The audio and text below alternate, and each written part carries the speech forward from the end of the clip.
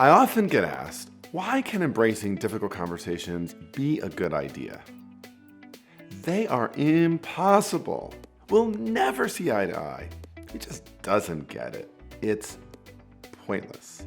You know, if you've made comments like this about someone in your life, and if you still have them in your life, then this video is for you.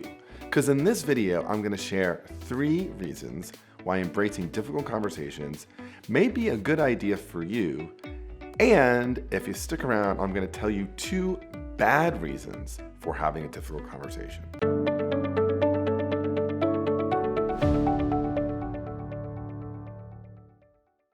So usually when we are at our wits' end in a relationship, we've decided that we know all we need to know about the situation. In fact, we think we know all about the situation, that we are objective, that we've been fair-minded, that we've been thorough.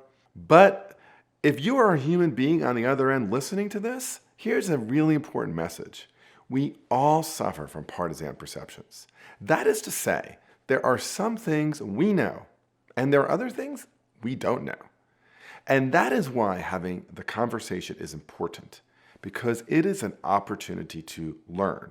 And when we do learn, there's some things specifically we get to learn about. So first, we get to learn more about their point of view. We get to understand not just their conclusion, but also the data and the information, the things we might have missed. So let me tell you a story about how having a difficult conversation actually cleared things up and saved a friendship. So a few years ago, 2 of my friends were getting married, and they were part of our larger friend group. And everyone in the larger friend group got invited to the wedding except for 2 people. These 2 people were a couple, and everybody else in the group presumed that this couple had been invited to the wedding. You can imagine how this couple acted when they heard they weren't invited to the wedding. They felt confused, they felt hurt, they were angry. Like, what had they done wrong? They thought they were friends with this other couple that was getting married. So given what I do, at my behest, I said to them, like, maybe you should say something. They're like, we're not going to say anything. We're done with them. I was like, I just don't think they would have excluded you from this wedding. There is another story here. You should really ask.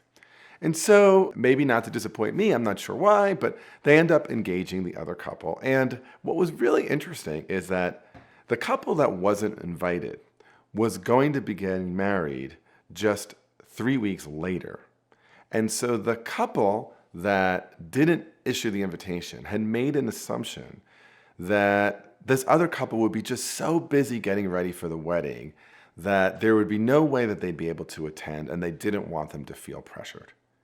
As soon as they heard that instead of feeling pressured, they actually felt hurt at not being invited, an invitation was quickly issued, the relationship improved, and actually what happened here is the couple that wasn't invited ended up understanding a different perspective, one that had not occurred to them, that the lack of invitation was actually meant to be, and in fact, an act of generosity.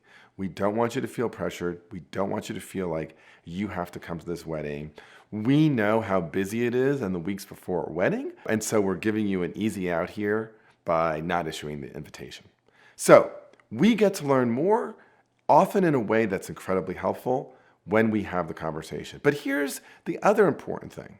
Second, if we engage in a difficult conversation, we give them an opportunity to learn more about us, to learn more about our perspective, why something matters to us, what our feelings are. And so if this person that maybe you feel frustrated by, exhausted by, where you're saying it's pointless, if they're still in your life, it means in some level you either care about them, or at the very least, they're a part of your ambit and you can't really get rid of them.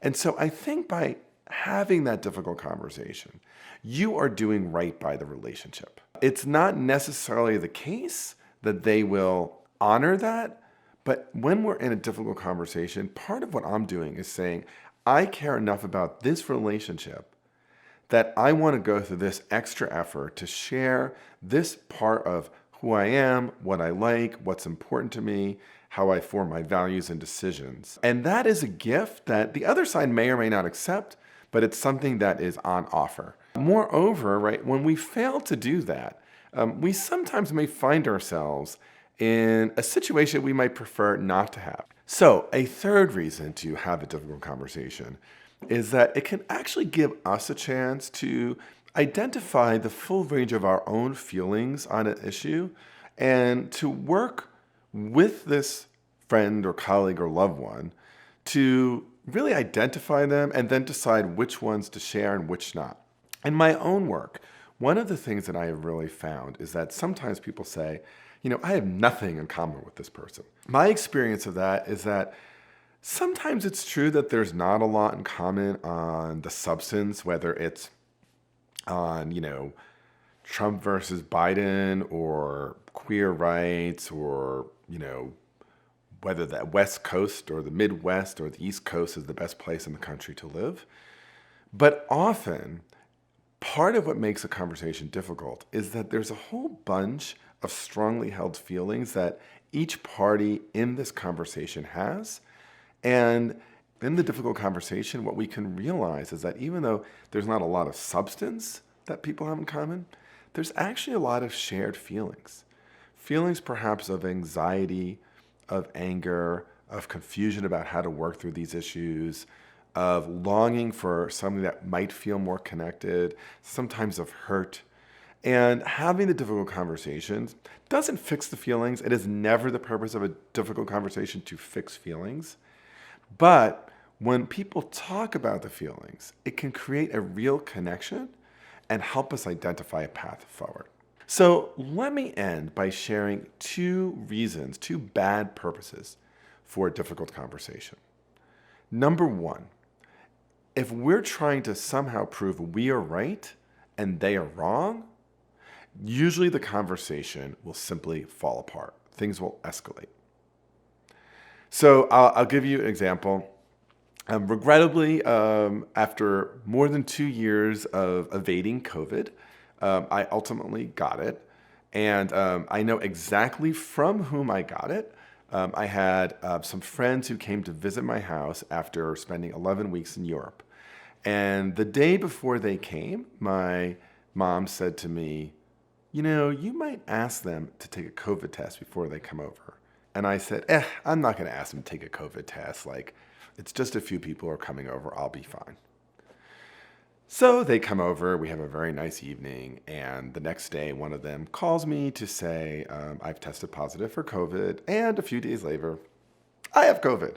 So it turns out my mom, for the first few days of my actually not great experience with COVID, every time I talk to her, says, you should have asked them to take a test before coming over. Now, that piece of information, in fact, is absolutely true.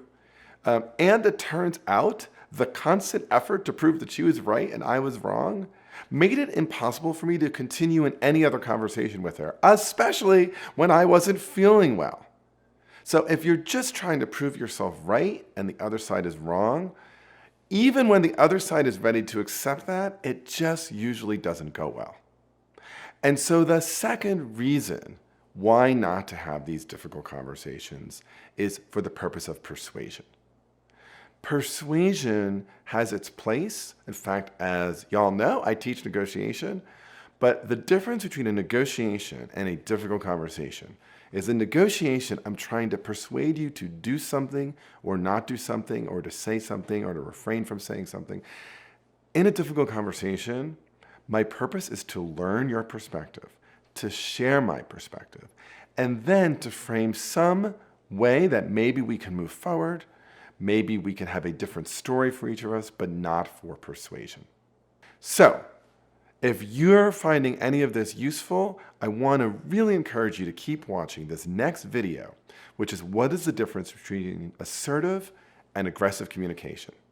And of course, please don't forget to subscribe to this channel. Please hit the like button and ring the bell. I'm Bob Bordone, and thanks for negotiating together. Okay, please check out this next video. Click, click, click.